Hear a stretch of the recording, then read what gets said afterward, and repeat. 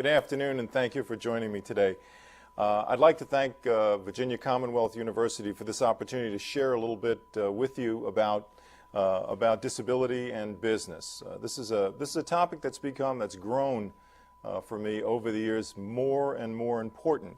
And there's really a number of reasons for that, not the least of which is the fact that I suffer from dyslexia. And my story is, which I'd like to share with you, is that I spent my entire life with an intellectual disability and spent most of my time trying to hide it from people. It's interesting because when one takes a look at my life, I've owned businesses, I've worked in places, but it shocks people to find out that I never got a job that I applied for because I was always too frightened and didn't think that I would be accepted. And I think about that, and that really bothers me, thinking about people who have obvious disabilities, physical disabilities, and what they feel trying to get in the job market. So over the last few years, I've really kind of dedicated myself to trying to help people with disabilities find workplace employment, because I realize from my own experience, as well as the experience of other people that I've worked with over the years, that people with disabilities have a great deal to offer, and unfortunately we haven't been doing a good job in helping them find it, helping them find those positions. So today I want to talk a little bit about that, and let me go back, and before I even get into that and go into some survey material and things that I've worked on over the last couple of years, I want to tell you how this all started, because the way it began for me working in this field specifically was 2 years ago. I sold my company, and I had decided that I was going to be working with various disability groups and groups across the United States, helping them communicate messages about disabilities and employment. It actually wasn't employment I was originally wanted to work on. I just wanted to work on the whole area of letting people understand that people with disabilities had something to offer. But the more I worked on it, the more I realized that disability was the issue. Well, I was invited to speak before the President's Committee for People with Intellectual Disabilities. And they invited me to begin a program to do a public relations program to help the business community and help people know that people with disabilities have abilities. Well, being a public relations man, and I think every public relations man on the planet has a little edge thinking they can accomplish anything overnight, I immediately assumed I can accomplish this, I can write the perfect script, I can get the right commercial out there, and I could get it done. I could walk into a corporation and say, hire people with disabilities, it's good, it's the right thing to do. Well, I'll tell you what, I have never been more surprised in my life at the response.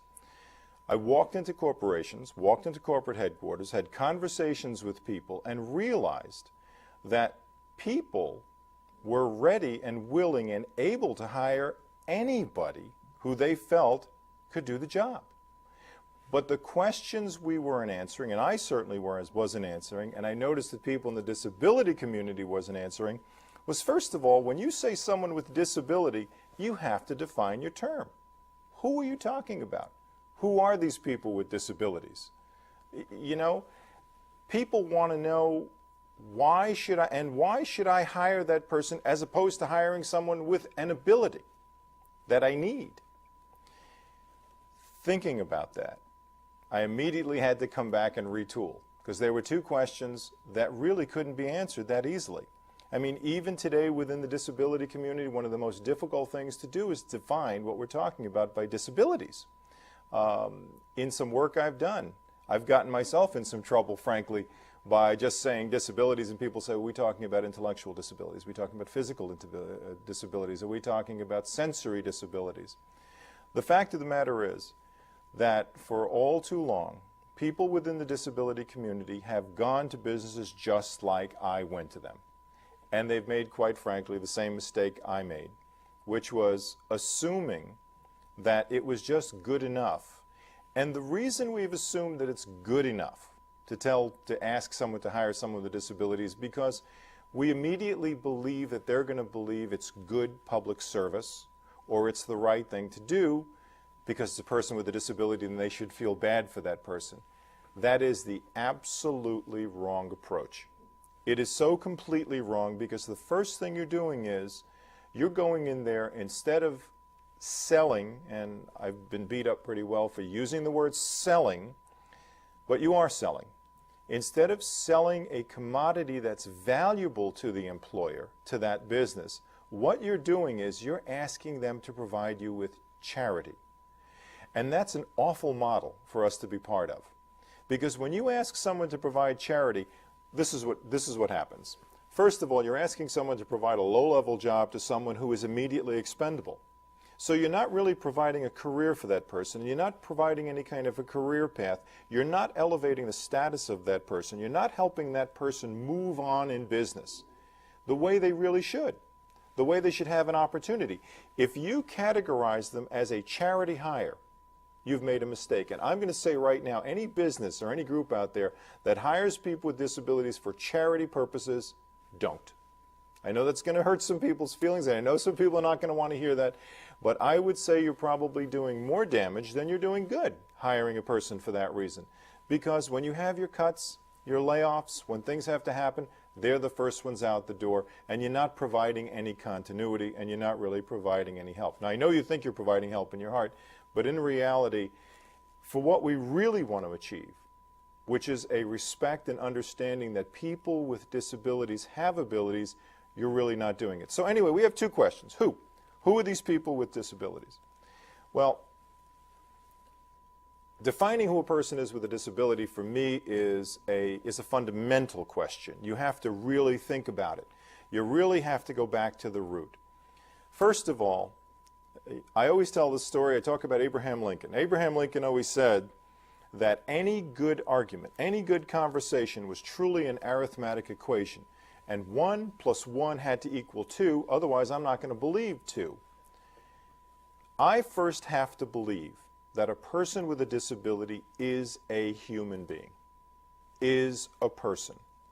Now, I know this isn't going to be another thing that people are going to call me on, but I'm going to tell you, if you're in the field and you don't believe that that person with a disability is your equal, if you don't truly believe that they have value, then you're not putting them on the stage and you're not putting them at the level they need to be at in order for you to be effectively helping that person.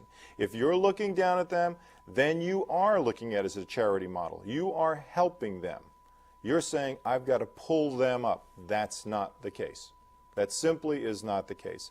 So I first believe that people with disabilities are human beings.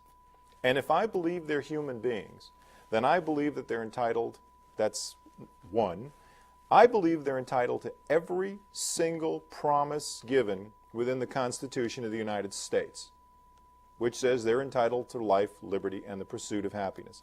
If I believe those two things, then I have to believe, then the answer to that 1 + 1 is that they're allowed to, they should be educated, and if they desire, they should work. It's a simple equation. But if I don't at the outset believe that, and I can't convince someone that people with disabilities are human beings that have rights and can do things, then I am not bringing the kind of person to the job force that they're going to want. Because I have to explain, I have to define as a businessman to you that businesses are not paper. It's not a conglomeration of notes and things. They're human beings. They're human beings that need to be convinced. There are people that work in accounting. There are people that work in the, in the law offices. There's the CEO. There's the stockholders. They're the people that stock the shelves. They're people. We have to convince them at every stage that a person with a disability comes on that job and is going to contribute. Now, how important is it to say that they can contribute? For better or for worse, America is a success-oriented society. Let's face it. Everybody wants to know what you're going to add to the equation. You have to bring something to the table. When you start bringing something to the table, you become valuable. You become valuable to the employer, you become valuable to yourself, and even more importantly, is you become valuable to society. Until people with disabilities are perceived as a value to society, nobody will care if they're valuable or invaluable. You see, whether it's, I'm big on sports. I love baseball. And you look at someone joining the team, I don't care if he can't hit, but if he's valuable as a shortstop and he can catch the ball, I'm delighted. He brings value. But if you bring me someone to a baseball team who you tell me, well, this guy, has an IQ of 177 and he can do quantum mechanics, he's of no value to me. In disabilities, it's all about making the sale. And you can't make the sale until you believe it. So when you come to the why becomes somewhat ethereal. It becomes somewhat, touchy-feely, which I'm really not, but it does become, but the answer is fundamental to who we are as Americans. It's a constitutional answer. They deserve it, but it's not unless you truly believe those people are human beings.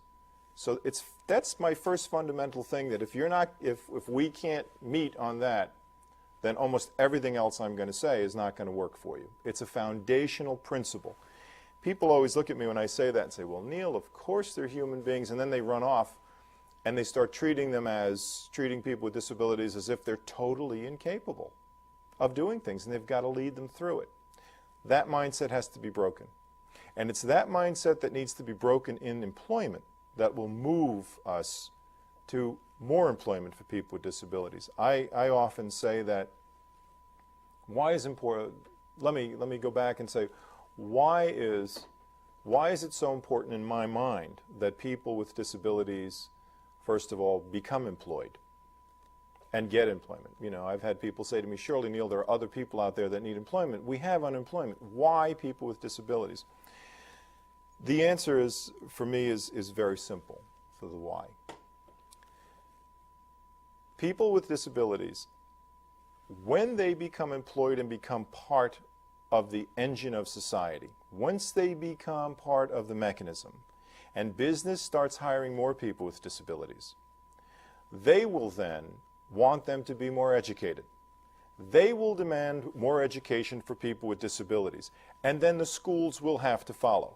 All American society follows business. I believe that business is an engine of social change when it comes to people with disabilities. People with disabilities start to work, and then you, who works with that person across the desk who has a disability, suddenly perceives that person differently. I'm now going home and talking about that person as someone who is valuable, and their disability disappears for me. That's how you incorporate in society. When you start perceiving this value and you start seeing it, then all of a sudden the questions become answered as to why they should work, because they can. Now, that still, from my point of view and from a business point of view, that still doesn't help me answer all of my questions. That's really nice, Neil. I'll go out and hire other groups of people who need to be employed. I'll look to poorer people, minorities, and so on, and all of that's wonderful. I want to know, as a businessman, I need to understand how it's going to help my business. Okay. After working with the President's Committee for People with Intellectual Disabilities, and quite frankly finding out I didn't know a great deal, and finding out how little I knew and how much more I needed to know, I decided that the most important thing that we could do at my organization, which is America's Strength, was to go out and find out the questions business most wanted answered with regard to people with disabilities. And I was really surprised to find out that there were a lot of big holes, and we really hadn't been answering these questions for business. As I said, business is like any other group. They need questions answered, and they're ready to buy in. They're ready to do this. They're ready to hire anybody who can help them. But you have to answer some fundamental questions. The first question business wanted to know was, how do people feel about people with disabilities? So I went out and I worked with Dr. Gary Sipperstein at the University of Massachusetts and the Gallup organization. We went out and asked the American people that very question. How do people feel about people with disabilities in the workplace?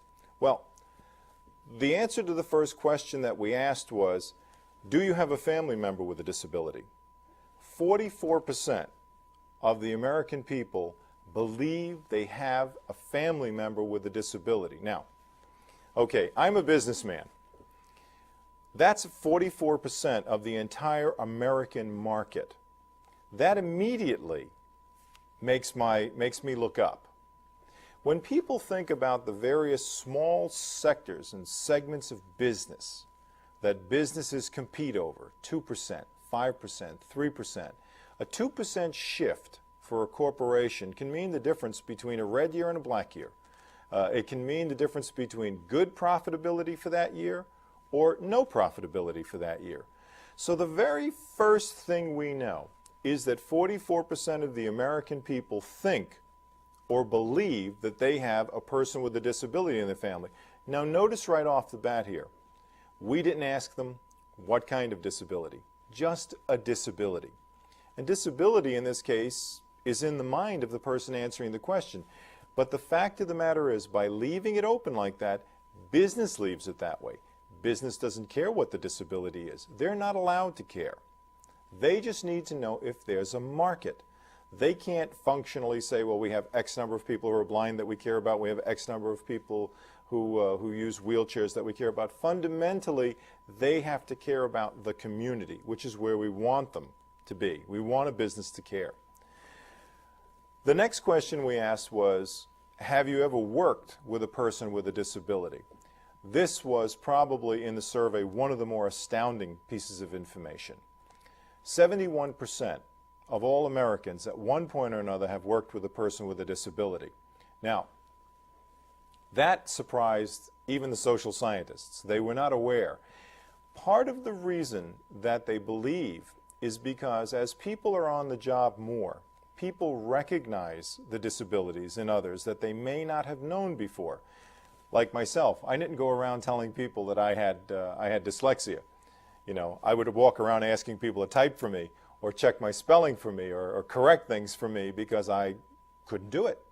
And after a while I would be forthright with some employees and say, I really need help with this kind of thing, I'll dictate to you. And they were okay with it. But I wasn't hired with the concept that I had a disability. Nobody knew. I didn't get the job, I didn't start the business with the idea that I had a disability. So one of the beliefs is that as you're on the job longer, you start understanding the different disabilities a person may have. But at that point, you're already working with them and you respect it. So the next piece you see here is that 55% of the people who have worked with people with disabilities reported their work to be very good.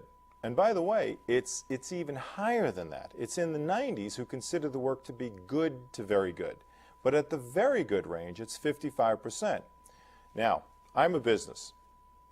I'm sitting there and I'm worried about hiring a person with a disability because I'm worried that fellow employees are going to think this person can't do the job. They're going to grouse because we hired so-and-so and the only reason we hired this person is because they're disabled and we're trying to look good and we're not going to hire people with disabilities because we don't want to create tension in the workforce. It's simply not the case. Once a person with a disability is in the workforce and begins to perform, people begin to, as soon as they add what we said in the beginning, as soon as they begin adding value to the job, as soon as they begin doing their share, which they can, then immediately people recognize their abilities and are accepting. Now, I want to hesitate here because I want to explain that that means more than just acceptance on the job. This means acceptance across the board. When you accept that a person can do the job you're doing, when you readily can see the ability that that person has, then you have put yourself in a position of mentally believing that that person is your equal. And you then have lost the lines between ability and disability gray. And that's what I mean when I say that business can be the engine of social change. When I have someone next to me who's doing what I can do, I perceive that person as my equal immediately. And when we have more of that across business, we'll have more and more people like that. It's going to change the dynamic. Part of the dynamic that I'm talking about, unfortunately, is people who don't perceive people with disabilities as capable, especially young people. which is one of the reasons we have so many complaints and problems at the school level with special ed and teaching issues, because a lot of people don't understand why a person with a disability should be educated if they're not going to go on and do anything or work. If you force that pressure backwards, and you suddenly are working with someone with a disability, that question is eliminated in your mind. So societally, you've really changed quite a bit. The next question we asked was, how do you feel about people with disabilities in the workplace? Now, this is a question that goes to the issue of, how do you feel? When you see them, how do you feel about them? And have you ever received any service from someone? Well, the interesting thing is that 99% of all people who have ever been serviced by people with disabilities have considered the service they received satisfactory. Now, this is one of the major stumbling blocks I've encountered with corporations and with businesses and with people in the job field. They're absolutely sure that people will not be accepting of people with physical disabilities servicing them, with disabilities physical or intellectual, any form of disability servicing them. They're concerned that people won't understand a little bit of slowness, or won't understand if someone is not exactly like them. The fact of the matter is, the American people are way ahead of American business in this area. They really outshine them in terms of being totally accepting and understanding. Once again, let me stop and back up. When a business hires a person, even a person with a disability, to do a particular job, and it's not done on a charity basis, it's done on a basis where they believe that person can do that job. What happens is, indeed, that person can do that job, and they are providing good service. And the American people recognize it immediately. So part of the goal then here is, in looking at people with disabilities, if we go way back to the beginning, I said don't hire people for charity purposes. If we go way back there, if we look at people, we have to look at them through a set of eyes to say, what can they do and what can they achieve? As opposed to, what can't they do and where can't I put them? You see, I've always considered, I've considered over the last 2 years, having worked with some really magnificent people, including the people at Children's Hospital in Cincinnati, Project Search and Erin Riley and people like that. If you look to people with disabilities and try to glean what it is they can do and put them in a place where they can do that job, they're going to do a great job. As a matter of fact, everything we see, and this survey demonstrates that every time a person encounters a person who is given a job that they can do, want to do, they excel at it, and the American people accept their work. So, I'm a business.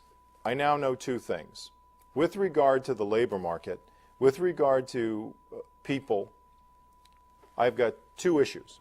My first issue is, people within my business are not going to have problems with people on the job. Now, if you remember when they said who, back when I was going in and just thinking I could answer this question in an hour, and they would say, well, who do you want me to hire and how are they going to fit in with the folks in my employment, in my office, or my company, or my warehouse, or wherever they're going to be, I had no answer. We now have an answer. They're going to fit in beautifully. If you pick the right person to do the right job, give them the opportunity to do the job, they'll do fine. The second question was, and if I hire these people, how is the public going to react to them? Well, the fact of the matter is, with regard to service, let's just start with, and all we've answered here so far is with regard to service, is they accept it. They're very happy. They're pleased. Now, what does that translate to me? Okay, you remember the basic question is it good business or is it good public relations? Now, the answer to the question hopefully is getting clearer. Is it good business or good public relations? We're already saying it's good business. It is good business. If you have people doing the job, if fellow employees are happy with them, and if the customer is happy, there isn't a problem. there really isn't a problem. How about, does it help the business any other way? Well, the next question we're going to want to answer is, what information about a company would give you a favorable impression of that company? Okay?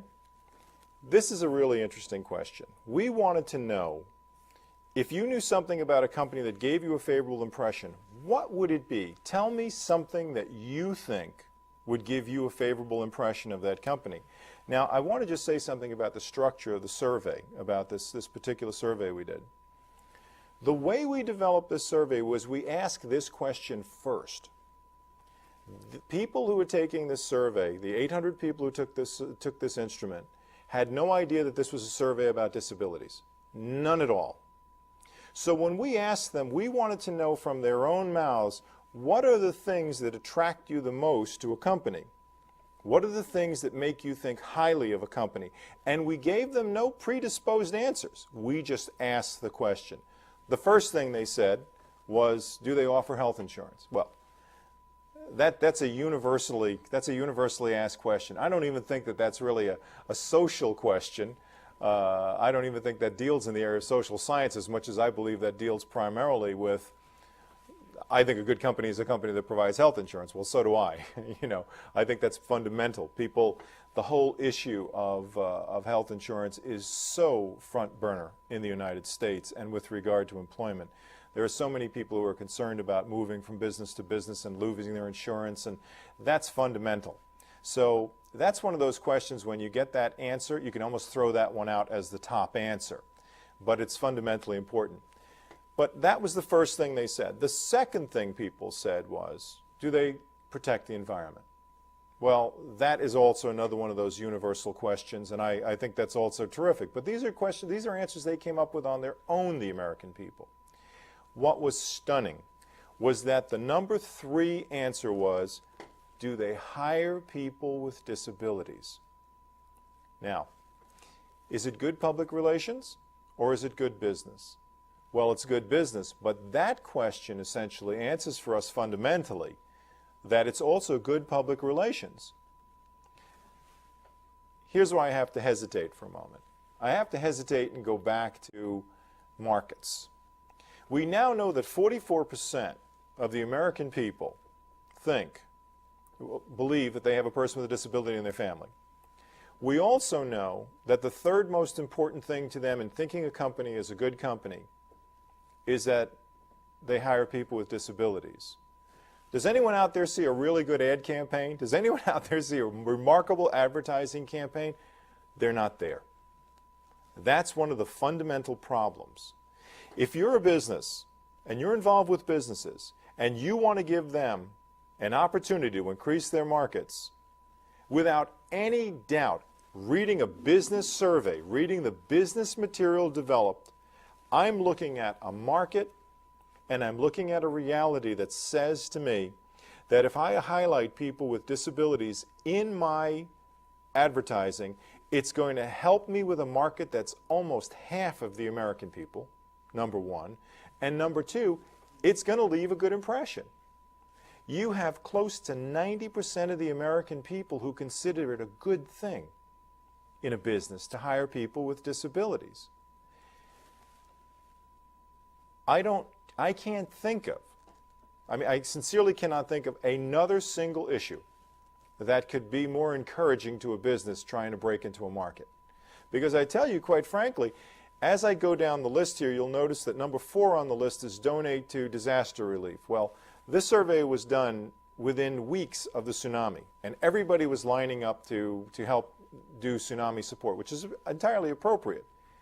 But it doesn't rank as high in people's minds as something as steady as hiring people with disabilities. As a matter of fact, if you go down this list, you'll also notice that other things that gave people a good impression was things like stop doing business with countries known to treat workers poorly, or have a diverse ethnic workforce, or support a cause I care about, or employ people in poorer countries that work for less money, as obviously a negative question. But all of those fall underneath there. Businesses fight for every single one of those other causes, with the exception of number 8, which was called a negative question, which was put in deliberately to make sure the answers were noted and sincere. But in looking at that, if a business can't frame the issue around that, I would find it very difficult for them to understand what issues they really could frame well. But why don't they do it? Why haven't they done it? Well, frankly, they haven't done it because they haven't had the answers. You know, one another thing that I think I can say to you all very honestly, without any doubt, is that businesses will always try to do what's best for business. That's just one of those basic rules. Given this kind of information, a business can responsibly make a decision to hire people with disabilities, and not only to hire them, but also to let the market know that they have people with disabilities. Unfortunately, there are some wonderful businesses out there. I mean, truly wonderful businesses that choose not to highlight their employment of people with disabilities. And I've said many times, I consider that that's a very sad, very unfortunate for a number of reasons. Number one is it deprives other businesses of good role models. If I see a company I admire and they're highlighting the fact that they're hiring people with disabilities, trust me, I'm going to get the message that they've done the research that it's a good thing to do, and I'm going to follow suit. I'm going to try and find that out. So any business that does hire people with disabilities, I would recommend to them almost immediately as an advisor and a consultant to them that they consider some subtle advertising. Obviously, some places it's difficult. You know, you can't show certain intellectual disabilities, obviously, but to add that to your advertising has to be considered a positive for the business. It has to be. So it's not only good business because they work well with the consumer likes people with disabilities on the job, has no problem with them. The employees are not going to have any problem with people with disabilities on the job, but they're also, the business itself is perceived as doing a good job and doing a good thing and as a better business simply by having people with disabilities. So the answer to, is it better public relations or better business? It's better both. It's actually both. And there are very few issues in business that cut that well on both sides, both public relations-wise and business-wise. Usually they don't balance themselves out that well. Continuing on with the whole concept of how do people feel about businesses that employ people with disabilities, we know that 90% of the people surveyed believe that businesses that employ people with disabilities help those employees lead more productive lives. We also know that they, across the board, are considered more caring about their workforce, period. Not just their workers with disabilities, across the board they're considered. So another indicator in this survey shows us that not only is it's not just an emotional reaction that we're getting, because, you know, there's always this sense that people want to potentially say the right thing on a survey. But when you move to a question like this, which helps demonstrate intensity, it demonstrates very, very clearly that they not only believe it, but they believe that the business is fundamentally a sound and good business, and that they could be trusted with all their employees, which makes me more interested in them. Here's the one question that's probably more important to businesses than any other. And everything else in this survey, if you remember our arithmetic equation, everything needs to add up to something. Okay, we have all these little pieces, parts, and it's an equation. Now, what does it all add up to? It adds up to this particular line. 88% of everyone surveyed would prefer to give their business to companies that employ people with disabilities. Quite frankly, you know, I can't think of any other, and I've looked at many surveys. People will not be motivated to give their business to a company that gives health insurance. That is not a cutting issue. That is not. They may consider it a good business, but that doesn't mean it's going to cut for them to get more business. This is once again showing us an even deeper intensity, because what they're saying here is we truly fundamentally believe that this business is going to do all the right things. It's going to provide us with value. It's going to provide, if it's concerned about the community, it's concerned about me. If it's concerned about people with disabilities, it's concerned about their other employees. If it's concerned about people who hire people with disabilities, it shows that it's in touch with the community in general and me. And quite frankly, when you go back to the very first question and you see that 44% of the American people have a member of their family with a disability, this is a monstrously large answer to a very, very important question. Because what value do people with disabilities bring? They bring a lot of value. They bring an inordinate amount of value. As a matter of fact, I think they probably bring more value than any other single component of the workforce that you can put in and make a change today. So to say that we've tried to answer that question with this survey, we have. By the way, this does change things. The people that we worked with at the University of Massachusetts have been doing these surveys for years, surveys in this area, and they've never experienced this response. This is a change in the last 20 or so years, and it's a change that business has to catch up with. But even more importantly and more fundamentally, it's a change that those of us in the advocacy community and those of us who are trying to get people with disabilities employed have to use. This is the model we need to use. These are the answers we need to walk into a business with. We're not going to walk in there anymore saying, please hire this person because it's a nice thing to do. I guess we call it, I guess I've said this before, and it's the get up off your knees model. You know, stop going to the desk begging and saying you now have a portfolio of something valuable. You now have something in your portfolio that will sell. You not only have, quite frankly, in people with disabilities, good employees. You know, almost across the board, almost every survey you read. I know there's some surveys out of VCU that show that people consider people with disabilities to be wonderful employees. Managers consider them wonderful employees. Better than other employees? Not necessarily. As good? Definitely. On time, get to the job site, do their job, are conscientious in every one of the major indicators. A great group of people. A great group of people. You know, stereotypically, we're not going to say that they're a better group of people or they're great, but they're a great group. It's a good product. Forgive me for calling it a product, but I'm a product, you're a product, we're all products. Okay? It's a good product. And not only do you have a good product that you're trying to sell, but you have a good product that offers a huge amount of value beyond their actual value in the workplace. Beyond the actual work they do provide a public relations benefit for that company, and they do provide an opportunity for the company to be perceived as a better company.